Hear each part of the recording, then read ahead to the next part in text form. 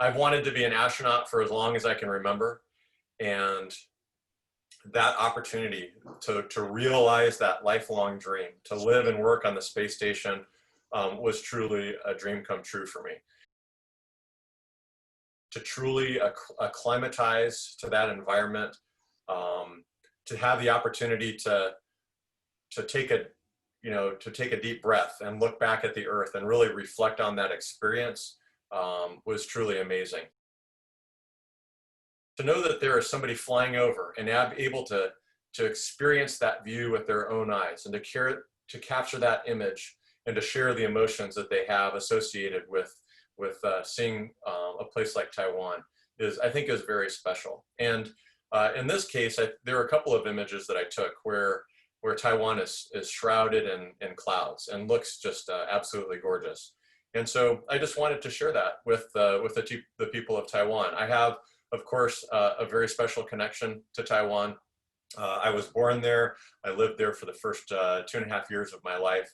My mom's family lived there for many years, and so that's a very special. And I had the opportunity to travel there many times, and so it's a very special place for me. And so it's a special image to capture from space and to share. Early on, my mom telling me that I could be anything that I wanted to be as long as I worked hard. And I remember that very clearly.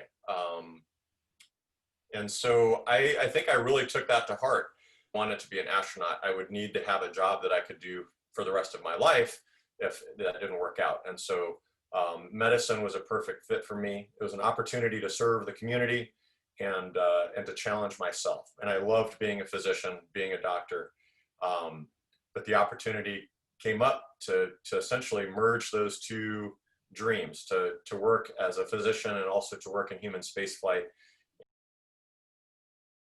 We understand that we move every 3 or 4 years. So I lived in Taiwan for 2.5 years, and then we lived in Kansas for 3 years, and then we lived in Illinois for 4 years, and we lived in England near London for 4 years, then in East Anglia in England for 3 years. And so constantly moving.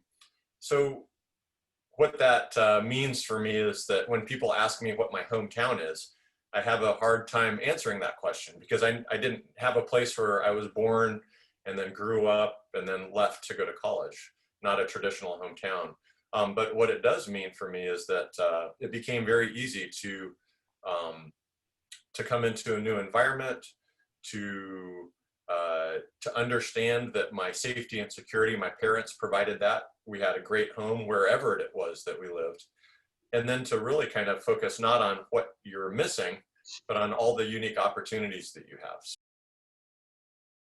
I really think back to my scouting experience. It provided me an opportunity to learn how to lead and how to be a good follower, how to be a good teammate. It gave me an introduction to first aid and how to tie knots and how to navigate using a compass. And all those skills, as I think about it, those are things that I leaned on my entire life, regardless of the career I was in, whether it was as an Air Force officer in pilot training, whether it was as a physician taking care of people, or whether it was as an astronaut. That there are parts of that scout experiences that have been invaluable to me. And so that's really what I try to share with the scouts and share with my boys as well, because I feel like it's really critically important. Regardless of your background, when you come into the astronaut office, whether you were a pilot, an engineer, or a physician, we all do the same training. We all need to learn how to use the robotic arm, how to fly in the T-38 jet, how to do a spacewalk, and we all have to learn the space station systems and how to operate the equipment on the space station and how to respond to emergencies. Our diverse backgrounds help us learn those things in different ways, but at the end, we all have to know how to do those things. For most of us, when we join the astronaut office, we then do 2 years of being an astronaut candidate. And at the end of those 2 years of training, then you are an active astronaut ready to be assigned to a mission. And then once you get assigned to a mission, it's another 18 months to 2 years to train for that mission. So at the end of it, it's about 4 years that those iconic images of people walking on the moon are a huge reason why many of us pursued the goal of becoming astronauts in the first place. And so the thought of being that person walking on the moon, or being on the team that helps one of our friends, one of our colleagues walk on the moon, and to do science there and to establish a habitat there is really, really exciting. There are a number of reasons. One, I think that it's a part of who we are to explore. That's a part of, to learn, to continue to push outward and to understand this amazing world around us. That is a part of who we are. All the things that we enjoy today are a result of that desire to learn. And I think that it's that the day that we stop wanting to learn, the day that we stop exploring, is really the day that humanity starts its decline. It means that that we are no longer pushing outward and trying to improve ourselves. So I think that that really sets the foundation for why we go to the moon and why we go to Mars. The science is another part of this.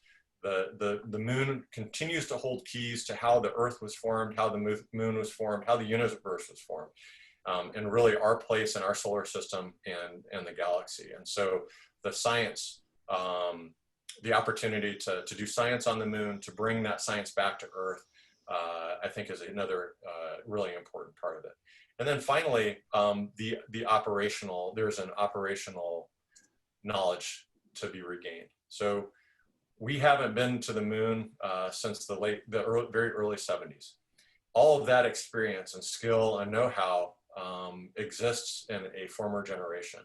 And so it's time for our generation to again, to move out past low Earth orbit, to go to the moon, to explore the moon, to walk around and explore on that rocky surface, and to learn those lessons of how to land a vehicle on a hard surface, how to get out in a spacesuit, to conduct research and operations, how to explore, to get back into that vehicle and to come safely home.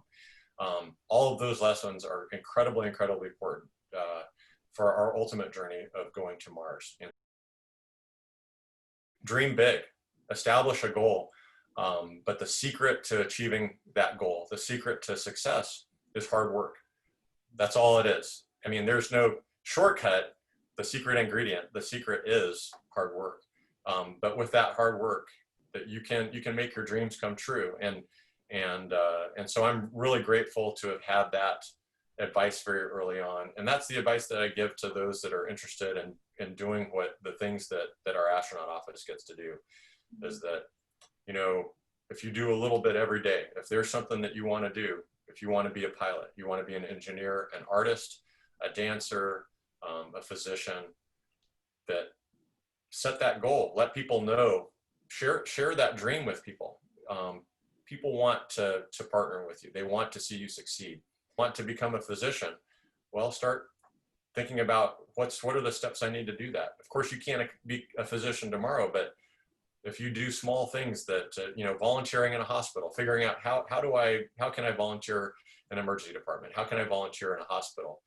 By doing that, now you have access to a network of physicians and nurses and healthcare providers that can give you advice. And then you start to build up volunteer hours, and these are all things that then are kind of setting you in a direction to achieve your goal. And so that's the advice that I give to those that are interested in whatever goal that they've set for themselves, or if they have a desire to become an astronaut, is just make that goal and start working towards it.